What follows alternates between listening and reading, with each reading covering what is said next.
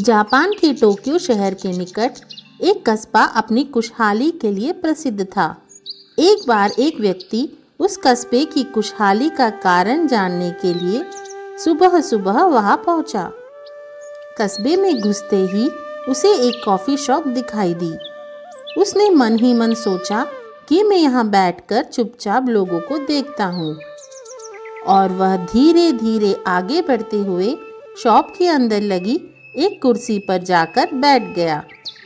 Coffee shop शहर के restaurant की तरह ही थी, पर वहाँ उसे लोगों का व्यवहार कुछ अजीब लगा। एक आदमी शॉप में आया और उसने 2 कॉफ़ी के पैसे देते हुए कहा, 2 कप कॉफ़ी, एक मेरे लिए और एक उस दीवार पर। व्यक्ति दीवार की तरफ देखने लगा, लेकिन उसे वहाँ कोई नजर नहीं आया। पर फिर भी उस आदमी को कॉफ़ी देने के बाद वेटर दीवार के पास गया और उस पर कागज का एक टुकड़ा चिपका दिया।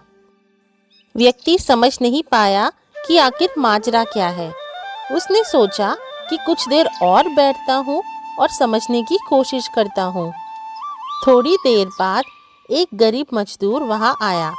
उसके कपड़े फटे पुराने थे, पर फिर भी वह पूरे आत्मविश्वास के साथ शॉप में घुसा और आराम से एक कुर्सी पर बैठ गया। व्यक्ति सोच रहा था कि एक मजदूर के लिए कॉफ़ी पर इतने पैसे बर्बाद करना कोई समझदारी नहीं है। तभी वेटर मजदूर के पास ऑर्डर लेने पहुंचा। सर, आपका ऑर्डर प्लीज़, वेटर बोला। दीवार से 1 कप कॉफ़ी, मजदूर ने जवाब दिया। वेटर ने मजदूर से बिना पैसे लिए 1 कप कॉफ़ी दी और दीवार पर लगी ढेर सारे कागज के टुकड़ों में से 1 कप कॉफ़ी लिखा एक टुकड़ा निकालकर डस्टबिन में फेंक दिया।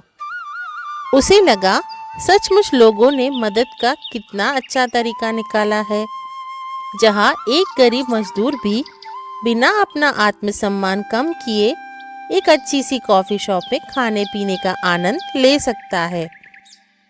अब वह कस्बे की खुशहाली का कारण जान चुका था और इन्हीं विचारों के साथ वापस अपने शहर लौट गया।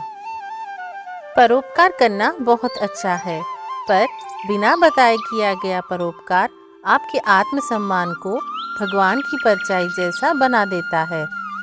जिंदगी में हमेशा अपने कमाए हुए हिस्से से कुछ न कुछ दान या परोपकार जरूर करना चाहिए। गरीबी बहुत बड़ा श्राप है। गरीबी जिसके पास है उसको ही एहसास होता है। इसीलिए आप हमेशा कुछ न कुछ दान जरूर करें, भले आप फिर एक बिस्किट ही क्यों ना दान करें। हम लोग न जाने कितना बेफिजूल का खर्चा कर देते हैं। शराब, तंबाकू, रेस्टोरेंट, पार्टी, शॉपिंग और भी न जाने ऐसे कितने ही खर्चे करते हैं।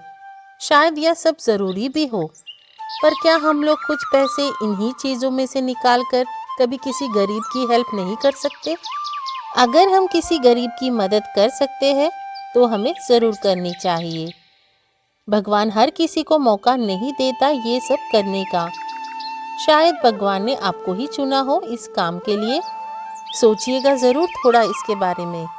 अगर आप लोग भी अपने कुछ विचार बताना चाहते हैं तो कमेंट करके बताइएगा। कहानी अच्छी लगी हो तो प्लीज़ लाइक और सब्सक्राइब ज़रूर करिएगा। फिर मिलते हैं दोस्तों एक नई कहानी के साथ। तब तक अपना ध्यान रखिए और खुश रहिए।